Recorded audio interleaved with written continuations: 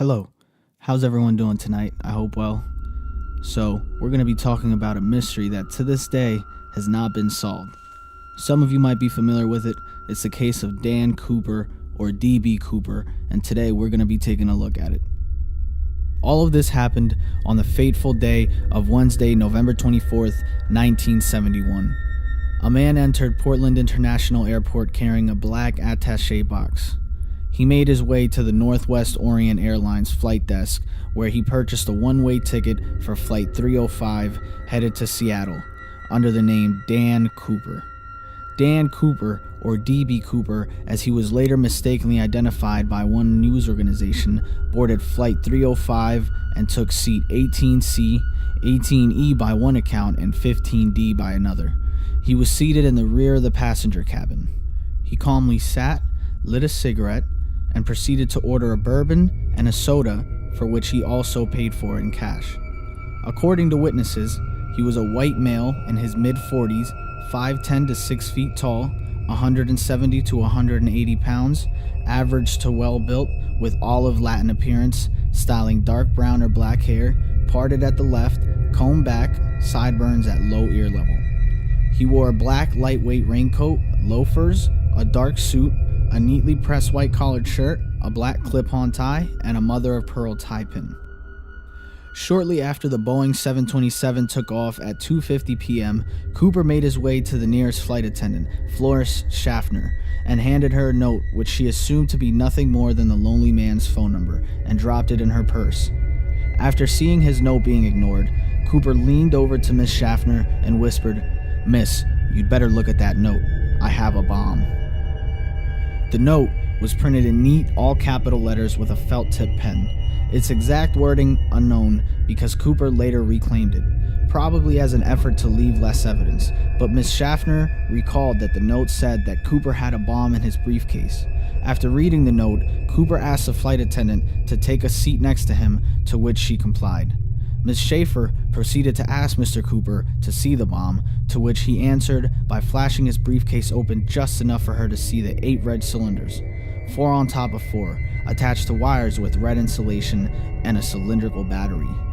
His demands? $200,000 in negotiable American currency, as he put it, 4 parachutes, and a fueling truck standing by to refuel his aircraft in Seattle. Schaffner conveyed his request to the captain, William Scott, no relation to Michael Scott. When she returned, Mr. Cooper was wearing dark wraparound glasses.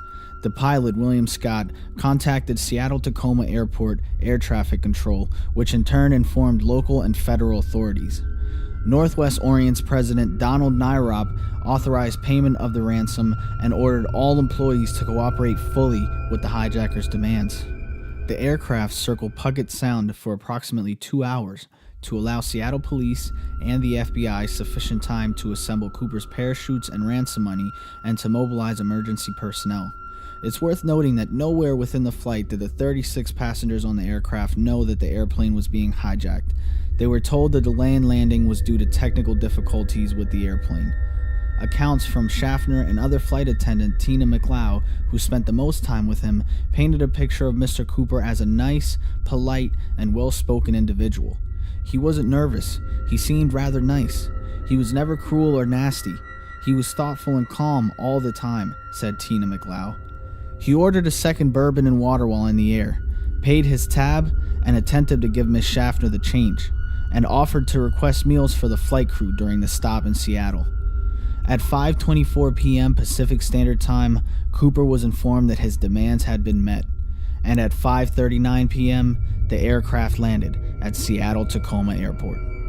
It was more than an hour after sunset, and Cooper instructed Scott to taxi the jet to an isolated, brightly lit section of the apron, and close each window shade in the cabin to deter police snipers. Northwest Orient's Seattle operations manager, Al Lee, was the man chosen to deliver the ransom items. He made his way to the aircraft in his street clothes as to not have Cooper confuse his airline uniform for that of a policeman's. He delivered the cash-filled knapsack and parachutes to McLeod via the aft stairs. Once the delivery was completed, Cooper ordered all passengers, Schaffner, and senior flight attendant Alice Hancock to leave the plane. Only 5 people remained on board. those being Mr. Cooper himself, pilot Scott, flight attendant Mucklow, co-pilot Radizak, and flight engineer H.E. Anderson. During refueling, Cooper outlined his flight plan to the cockpit crew. He wanted to go on a southeast course towards Mexico City at the minimum airspeed possible without stalling the aircraft, along with a few other very specific requests regarding the hardware of the vessel. Co-pilot William Radizak informed Cooper that the aircraft's range was limited to approximately 1,000 miles under the specified flight configuration, which meant that a second refueling would be necessary before entering Mexico. Cooper and the crew discussed options and agreed on Reno, Nevada as a refueling stop. At approximately 7:40 p.m., the Boeing 727 took off. After takeoff, Cooper told McLeod to join the rest of the crew in the cockpit and remain there with the doors closed. As she complied, McLeod observed Cooper tying something around his waist. Speculationists might say he might have been trying to fasten his money or his briefcase. At approximately 8 o'clock p.m., a warning light flashed in the cockpit, indicating that the aft air stair apparatus had been activated. The crew's offer of assistance via the aircraft's intercom system was curtly refused. The crew soon noticed the subjective change of air pressure, indicating that the aft door was open. At approximately 8:13 p.m., the aircraft's tail section sustained a sudden upward movement, significant enough to require trimming to bring the plane back to level flight. At approximately 10:15 p.m., the aircraft's aft stairway was still deployed when Scott and Radizak landed the 727 at Reno Airport. FBI agents, state troopers, sheriffs, deputies, and Reno police surrounded the jet, as it had not yet been determined with certainty that Cooper was no longer on board. But an armed search quickly confirmed his absence. FBI agents recovered 66 unidentified latent fingerprints aboard the airliner. The agents also found Cooper's black clip-on tie, his tie clip, and 2 of the 4 parachutes, one of which had been opened and 2 shrewd suspension lines cut from his canopy. Authorities interviewed eyewitnesses in Portland, Seattle, and Reno, and all of those who personally interacted with Cooper. A series of composite sketches was developed. Investigation started immediately. Director of the FBI at the time, J. Edgar Hoover, announced that a list of all the serial numbers of all the bills given to the suspect would be sent to all police departments and FBI offices around the country, along with certain financial and business centers. The story of D.B. Cooper has been a mystery for years, with no answer, even today remaining the only unsolved case of air piracy in commercial history. Some experts believe he never survived the parachute landing, while others have ideas and theories about where and how he might have landed. Some theories of who Cooper might be come from the fact that he gave specified instructions to the crew about how to fly the aircraft and had knowledge of the scenery around the airbase they flew over, creating a picture that he might have had ties to the Air Force. Another conclusion drawn from his name was that he was Canadian. He was thought to have given himself the name Dan Cooper after a hero from a Belgian comic book series popular in the 1970s. The assumption was made because the series had not been translated into English, but could be acquired in Canada in French. Also, it was speculated that the man was an American because of the way he said $200,000 in negotiable American currency during his ransom request. It's pretty safe to say an American wouldn't normally ask for money in that way. These are all just speculation, as sadly, no stories have been proved to be 100% true to date. Throughout the years, evidence has been found of the brazen heist. One of these examples is of a deer hunter who in 1978 found a placard printed with instructions for lowering the aft stairs of a 727. Another example is of an 8-year-old boy who was on vacation with his family on February of 1980 on the Columbia River at a beachfront known as Tena Bar, about 9 miles downstream from Vancouver, Washington. Brian Ingram was raking the sandy riverbank to build a campfire when he found 3 packets of ransom money. The money was significantly damaged, but still in rubber bands in the exact same way they were given to Cooper. 2 packets of $120 bills and a third of $90 $20 bills. In 1986, after private negotiations, the bills recovered were divided between Ingram and a Northwest Orient Airlines insurer. The FBI kept 14 examples as evidence. Fun fact, Ingram sold 15 of his bills at auction for about $37,000. None of the remaining 9,710 bills have showed up.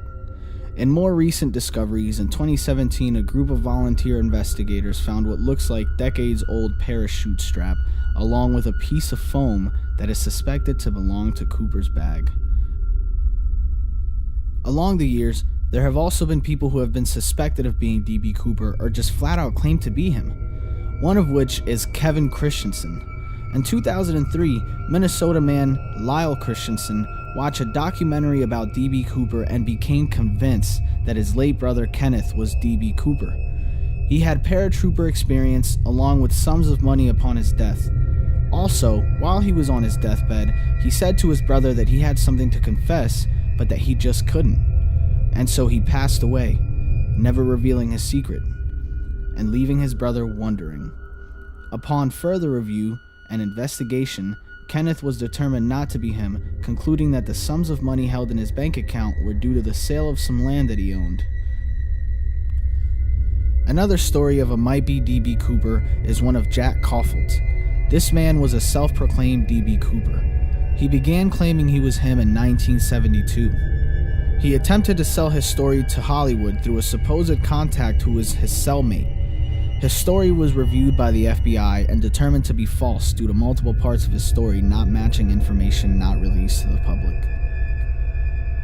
The investigation of D.B. Cooper lasted 46 years.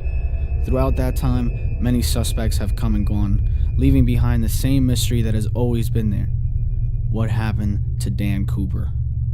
As all of this happened so long ago, I doubt we will ever find out.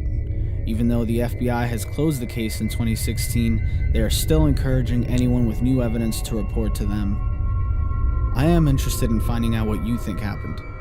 Leave a comment with any ideas as to what you think happened to D.B. Cooper. At this point, your guess is as good as any. That concludes our first story here at Developing Films. Thank you for joining me for my first ever video. Hope you've learned something interesting. Have an amazing day. And don't forget to come back every week for another story. If you enjoyed the video, please hit that like and subscribe button for more videos every week. This is AD signing off.